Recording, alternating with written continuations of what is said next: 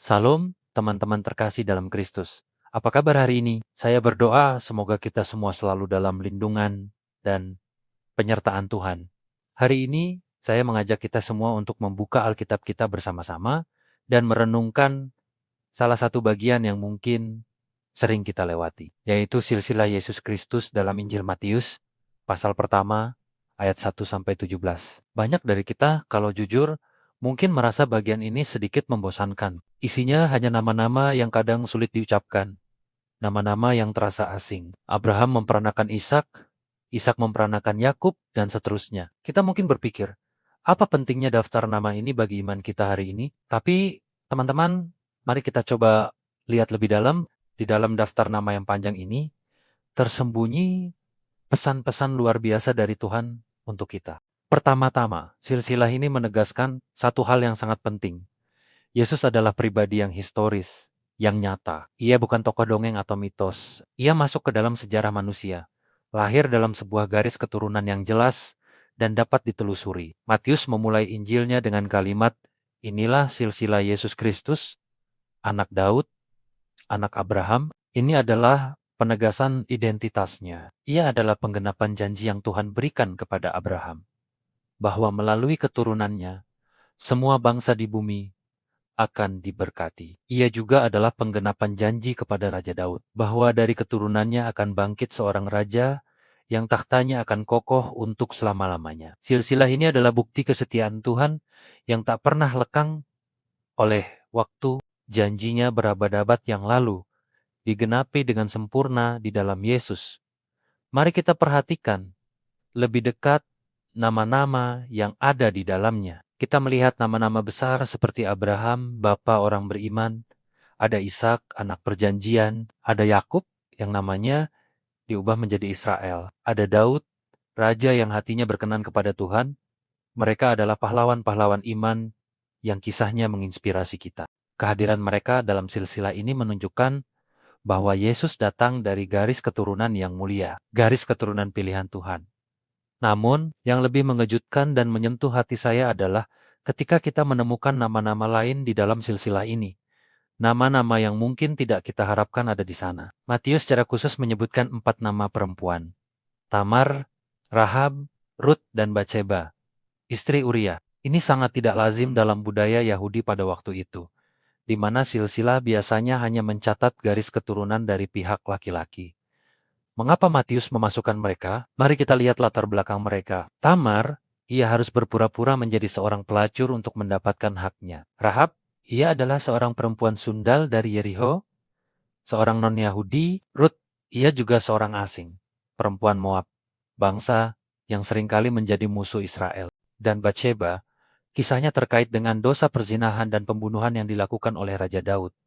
Kisah mereka bukanlah kisah yang sempurna. Mereka punya masa lalu yang kelam, mereka dianggap orang luar, mereka punya latar belakang yang penuh dengan skandal dan dosa. Namun Tuhan, dalam kedaulatannya yang luar biasa, memilih untuk memakai mereka menjadi bagian dari rencana agungnya untuk mendatangkan Sang Juru Selamat. Apa artinya ini bagi kita? Ini adalah pesan anugerah yang luar biasa. Pesan bahwa tidak ada seorang pun yang terlalu berdosa, terlalu rusak, atau terlalu jauh untuk dijangkau oleh kasih karunia Tuhan. Latar belakang kita, masa lalu kita, kegagalan kita tidak mendiskualifikasi kita dari rencana Tuhan. Justru sebaliknya, Tuhan seringkali memilih orang-orang yang dianggap lemah dan terbuang oleh dunia untuk menunjukkan kekuatan dan kemuliaannya. Kehadiran Tamar, Rahab, Rut, dan Batseba dalam silsilah Yesus adalah bukti nyata bahwa keselamatan itu adalah anugerah, bukan karena perbuatan baik atau status kita. Injil terbuka bagi semua orang, tanpa memandang suku, bangsa, atau masa lalu mereka. Silsilah ini juga menunjukkan kepada kita gambaran realitas keluarga manusia yang tidak sempurna. Di dalamnya ada orang benar, tetapi ada juga roh jeraga yang jahat dan tidak setia kepada Tuhan. Ada kisah iman, tetapi ada juga kisah pengkhianatan dan dosa. Ini adalah gambaran jujur tentang kemanusiaan kita. Namun, di tengah semua ketidaksempurnaan itu, rencana Tuhan tetap berjalan. Benang merah anugerahnya terus ditenun dari generasi ke generasi, tidak terputus, sampai pada puncaknya, yaitu kelahiran Yesus Kristus. Ini memberi kita pengharapan yang besar. Mungkin kita melihat keluarga kita sendiri, atau bahkan hidup kita sendiri, dan merasa ada banyak hal yang tidak beres, banyak kegagalan, banyak luka. Tapi lihatlah silsilah ini. Tuhan mampu bekerja melalui situasi yang paling berantakan sekalipun untuk mendatangkan kebaikan dan menggenapi janjinya. Dia adalah Allah yang menebus, yang mengubah kekacauan menjadi karya yang indah. Pada akhirnya Matius merangkum silsilah ini dalam 3 kelompok, masing-masing terdiri dari 14 keturunan, dari Abraham sampai Daud, dari Daud sampai pembuangan ke Babel, dan dari pembuangan ke Babel sampai Kristus. Ini bukan sekadar angka, teman-teman. Ini menunjukkan sebuah keteraturan ilahi, sebuah rencana yang terstruktur dengan sempurna. Sejarah bukanlah rangkaian kejadian acak. Tuhan memegang kendali penuh. Bahkan di masa-masa tergelap, seperti masa pembuangan di Babel, ketika tampaknya harapan sudah sirna, Tuhan tetap bekerja di balik layar, mempersiapkan jalan bagi kedatangan Sang Mesias. Jadi, ketika kita membaca Matius pasal 1 ini lagi, janganlah kita melewatinya begitu saja. Mari kita berhenti sejenak dan merenung.